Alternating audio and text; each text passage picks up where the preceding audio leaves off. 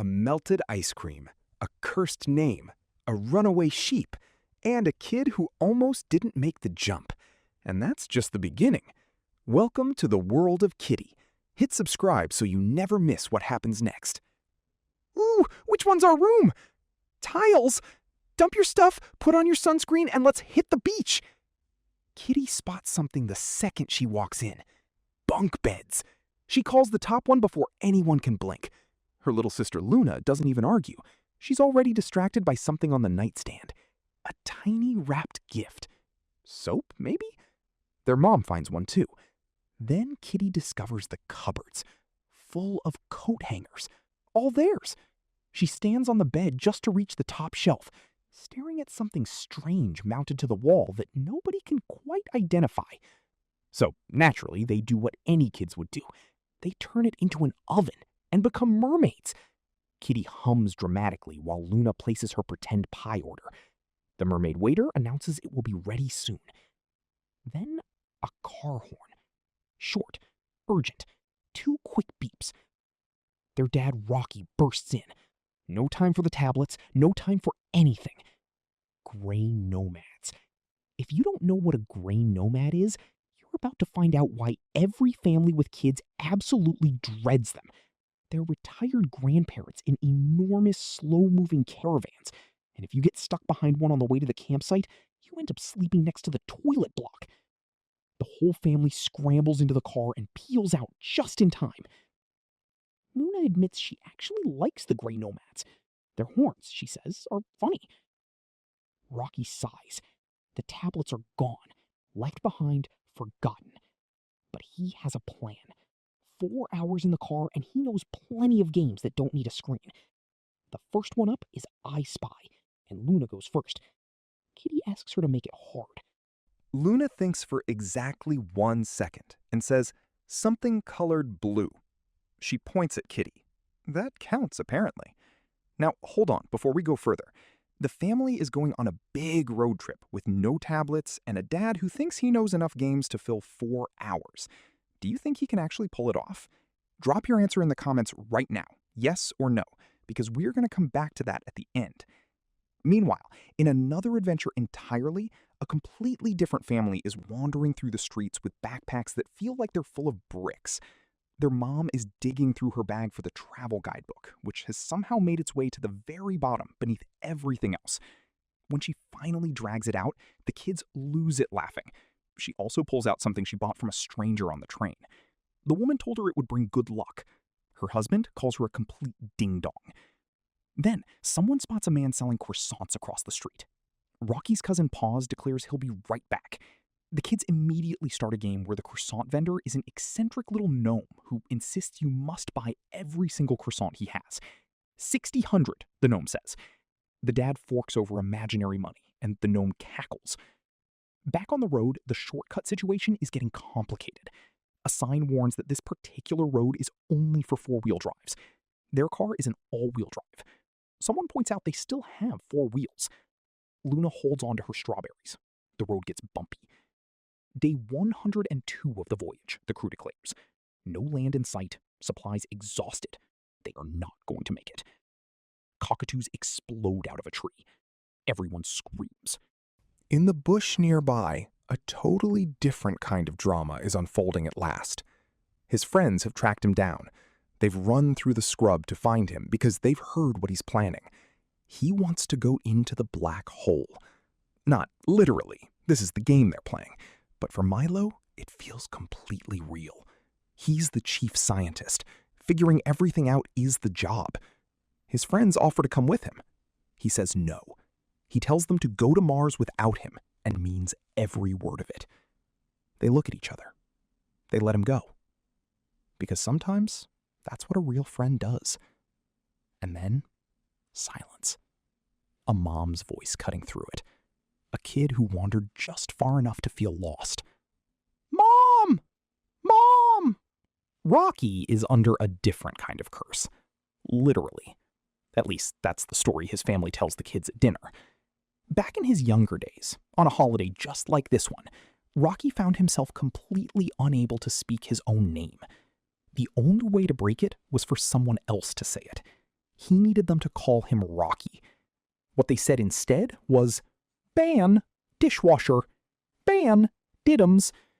Every time, he lost. He hated crumbed fish. He got served crumbed fish.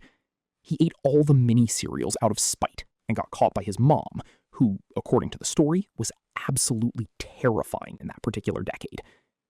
The kids are gripped. Did things like that really happen? Were moms actually scarier back then? The answer, everyone agrees, is yes. And dads were basically no help at all. On a mountain trail somewhere, Luna's legs have stopped working. She announces this formally. Her legs, she explains, simply do not want to walk anymore. Her dad is sympathetic, but also wants to collect pine cones for her mom, who loves them very specifically. He and Kitty work as a team. 2 seconds, he says. She holds the branch, he grabs the cones. Luna watches from the ground. Then, an ibis. A big, bold, absolutely chaotic bin chicken drops straight into the middle of everything, and the whole family scatters screaming across the path. This is what they call a bin chicken moment. They sneak up on the parents a few minutes later. Mom and Dad are walking slowly, calling it peaceful. It is peaceful, says Rocky, very genuinely. Then both kids explode out from behind a tree. Got us, the parents admit. You little tinkers. When they reach the car, there is a problem. Bobo, that's the car. Yes, it has a name. All good cars have names. Bobo is full. Someone doesn't fit. The solution is unprecedented. Kitty, the oldest, gets the front seat. The younger ones gasp as if someone has announced a royal coronation. Queensland road rules, Rocky explains. If all the back seats are taken and the child is older than 4, front seat is legal. Kitty climbs in. She finds the glove box. She finds a book about Bobo inside it. She announces she has a drawer. A drawer in a car. Her mom is calling around, trying to locate a missing family member named Fizz, who is not at her flat and cannot be found anywhere. The car moves. The adventure continues, and nobody has found Fizz yet. There is a story being told at the beach, or maybe drawn, because someone's hand is getting tired from all the leaves, about a dragon that's very hard to find. The wise old talking tree is supposed to know where it is. The tree, when they finally reach it, says the dragon is in the toilet, and then laughs for an unreasonably long time. Rocky says he knows what trees hate. He pulls something out. Everyone runs.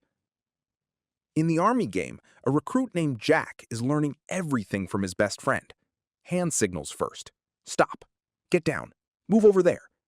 Then names for everything. That hill is Hill 4. That one is Hill 6. That tree is Tango 7. Jack admits he is not very good at remembering numbers. His friend tells him he had better get good if he wants to serve. The pressure is real. The push-ups, the sergeant says, are excellent. Nearby, a parent tries a completely different kind of signal. If you ever need me when I'm talking to a grown-up, he tells his kid, just come up and put your hand on my arm. I'll put my hand on yours to let you know I see you. That's it. That's the whole system. The kid thinks about it. Yeah, she says. Yeah, that works. High five. It's someone's birthday. Probably Desmond. A dad is up early. Another is managing a baby who keeps him awake all night. The beach is covered in things to collect. Peepees, shells. One kid announces that peepees are doing wee-wees and laughs for longer than the joke deserves. Then Rocky falls off his imaginary ship. He washes up on Rug Island. The island has rules.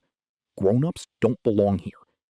One of the kids is not friendly. She says so clearly. Rocky asks what's for breakfast. He is immediately put to work. The food situation on Rug Island is complicated. The fruit picking goes badly. There is a snake involved. The green ones are slippery. Someone swallows mud. The creek, however, the creek is genuinely beautiful. Rocky is almost starting to enjoy himself when the current takes him somewhere unexpected. And then it's Kitty's turn to jump. The creek is wide. It's really wide. She stands at the edge and does not move. Her friends are already on the other side. Her dad calls up from the water. Just like jumping from one sheep to another, says Milo helpfully. Nobody jumps on sheep, Kitty says. Milo accepts this. Rocky tells her to be brave. The creek is beautiful, he says. She jumps. She makes it. Sean is a sheep. Sean is currently running in the wrong direction. He has knocked things over. He has disrupted at least 2 bystanders. Kitty tells him, firmly, clearly, with full eye contact, that this behavior is not acceptable. Sean stops. He listens. Kitty is amazed. Rocky is just starting to be proud when a neighbor walks over and Sean completely loses it again. He doesn't like dogs. Nobody told anyone he doesn't like dogs. The neighbor is told to go limp. He goes limp. An ibis appears. Same ibis, probably, and Sean bolts after it. The whole situation becomes airborne. A cart, a wheel, a very fast exit, and somehow everyone ends up somewhere new. They made it, Kitty announces. Just about. They lived happily ever after. There is a letter that needs to be delivered. Luna wrote it. If it doesn't get delivered, she has explained, her mom and dad will be enemies forever. That is the level of stakes involved. The problem is that Kitty promised to play a game, and the game took too long, and now their mom has moved and the letter can't reach her. They start to argue about it. About promises. About reasons that don't get explained. About how not telling someone the reason is almost the same as not having one at all. Then they both stop. That squabble, Luna admits, actually felt good. The solution is a paper airplane. But first, the anger. Luna is coached through it carefully. You collect all the upset, all the frustration. Check your belly, check your neck, always check your ears, and you hold it in your hands. Then you decide what to do with it. You throw it. You throw it like you're on a skateboard, sideways, knees bent, arm back, and then, hi-ya! The aeroplane flies. The dream house car has 11 burger shops, 20 bedrooms, 40 toilets, and a spa on the balcony. The butlers are driving it. Rocky says, "Oh no," like he means it. Their mom punches it. They are escaping something in the most spectacular vehicle ever imagined. Turtle Boy, a small plastic turtle found at the restaurant, is picked up along the way. He is carrying curry. He needs to get home to the turtle missus. Rocky narrates every step of the journey with full commitment. When Turtle Boy makes it safely, the whole table cheers. "Dad," Kitty asks later, "can she ever take Turtle Boy home? His owner seems to have forgotten him." Rocky thinks about it. If he's still there tomorrow, maybe, he says. But he's not sure it's the done thing. "One more night," Kitty tells Turtle Boy. "Then you're coming home." She suggests he might like to read the newspaper while he waits. The ice cream is melted. Both of them, completely gone. The sun did it. Kitty says it's not fair. Rocky says it is actually about as fair as things get. You left them out in the sun, and you took too long, and the sun melts ice cream. That's the deal. Luna asks for another one. "Zero chance," says Rocky. Kitty wants a valuable life lesson instead of ice cream. She does not want a valuable life lesson. She says this out loud. And then Rocky does something that surprises everyone. He hands them his. The tomato sauce situation at dinner is more complicated than expected. There are 2 bottles. One is the normal kind. One is the healthy kind with less sugar. Rocky has the normal one. The kids have the healthy one. The kids taste Rocky's by accident and immediately demand a swap. Rocky says no. The kids say his tastes beautiful. He says end of. They say he is good at telling, but not at showing. He does not swap the tomato sauce. He absolutely knows they're right, though. Late that night, long after the ice creams and the tomato sauce and Turtle Boy and the imaginary butlers and Sean the sheep and the black hole and the bunk beds, Kitty can't sleep. "Dad, can I have a drink of water?" Of course. She gets her water. She giggles quietly to herself. Rocky falls asleep on the couch. He makes a small noise in his sleep that is not quite a word. Outside, the night is warm. Tomorrow, there will be more. And as for whether Rocky managed to fill 4 hours without a single tablet, he made it to about 3.5. Close enough. Thanks for watching The World of Kitty. If you made it all the way here, you already know the answer to that comment question. Drop it below. And don't forget to subscribe. New adventures are coming every week.